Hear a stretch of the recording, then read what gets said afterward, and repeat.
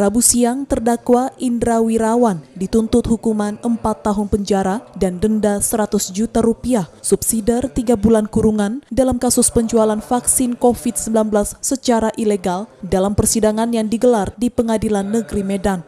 Terdakwa sebelumnya bertugas sebagai dokter di Klinik Rutan Tanjung Gusta, Kota Medan dan melakukan vaksinasi berbayar kepada warga dengan dalih atas ajakan dari rekannya Selviwati. Dalam proses persidangan, terdakwa mengaku mendapatkan vaksin COVID-19 buatan Sinovac dari Dinas Kesehatan Sumatera Utara dengan mengajukan permintaan vaksin bagi para tahanan dari Kemenkumham.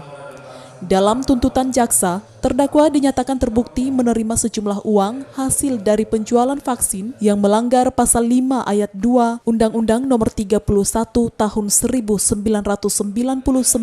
Junto Undang-Undang Nomor 20 Tahun 2001 tentang Pemberantasan Tindak Pidana Korupsi, Junto Pasal 64 ayat 1 KUH Pidana. Terdakwa menerima uang hingga 130 juta rupiah yang diperoleh dari vaksinasi kepada lebih dari 500 orang warga.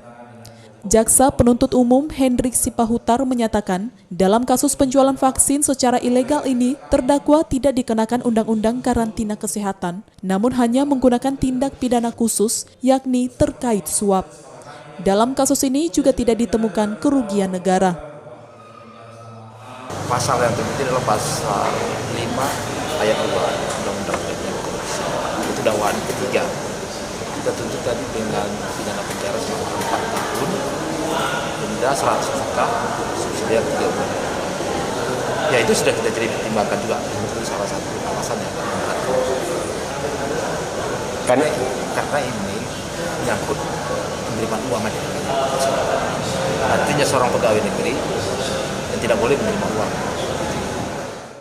Selain terdakwa Indra Irawan, kasus penjualan vaksin ini turut melibatkan 3 orang lainnya, yakni Kristinus Saragih yang merupakan dokter yang berstatus PNS di Dinas Kesehatan Sumatera Utara, Suhardi yang bertugas di Seksi Imunisasi Dinas Kesehatan Sumatera Utara, dan Selviwati yang merupakan rekanan yang mencari warga yang mau vaksinasi berbayar.